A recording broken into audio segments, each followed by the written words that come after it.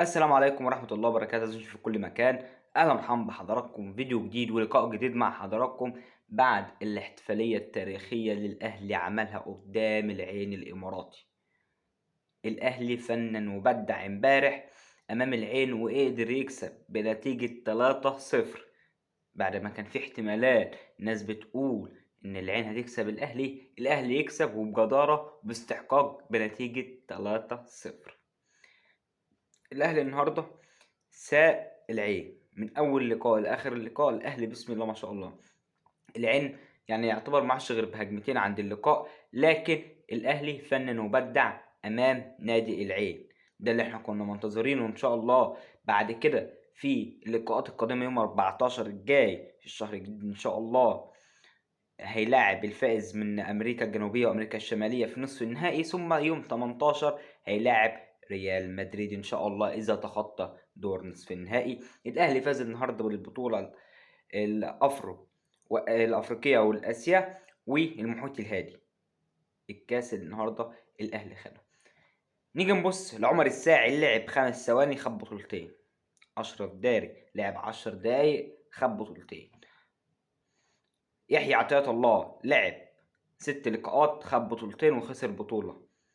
تخسر واحدة تاخد بعديها ب5 أيام تاخد بطولتين، بعد 5 أيام تاخد بطولتين. ده الأهلي ويحيى عطية الله بسم الله ما شاء الله. وأما على إمام عاشور اللي عمله النهاردة في اللقاء، يا خرابي يا خرابي. وسام أبو علي يفنن ويبدع ويجيب هدف، الهدف الأولاني. وطبعا هو اللي عامل أسيست عمر كمال في ركلة الجزاء اللي محمد مجدي قفشة نزل في دقيقتين جاب جول.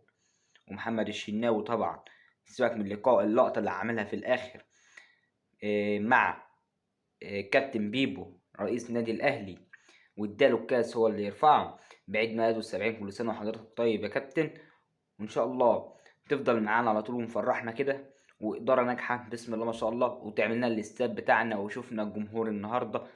الأهلي ماله كان سايق في دلاله. الأهلي النهاردة فنن وبدع في استاد القاهرة وسط 100,000، مش هنقول 100,000، لدرجة إن إعلامي إماراتي بيقول لك إن الأندية السعودية اللي هي الهلال واتحاد جدة ما يقدروش عليه في السعودية، مودينا احنا الإمارات وسط 100,000 واحد منهم يلعبونا.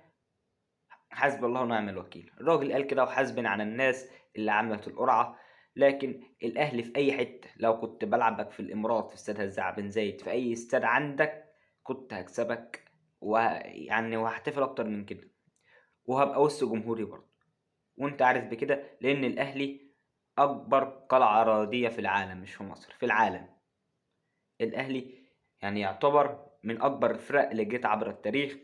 الأهلي بطولاته كتير. وسام أبو علي بيقول لك أنا كنت بلعب في نادي ولا كنت بكسب ولا كنت باخد بطولات، دلوقتي أنا عمال آخد في بطولات. خد 5 بطولات في 9 شهور. بسم الله ما شاء الله، رقم قياسي. وإن شاء الله وسام أبو علي يرجع للوسام اللي إحنا عاوزينه، وإمام رجع ووسام رجع، ناقص حسين الشحات بنتمنى له التوفيق ويرجع إن شاء الله.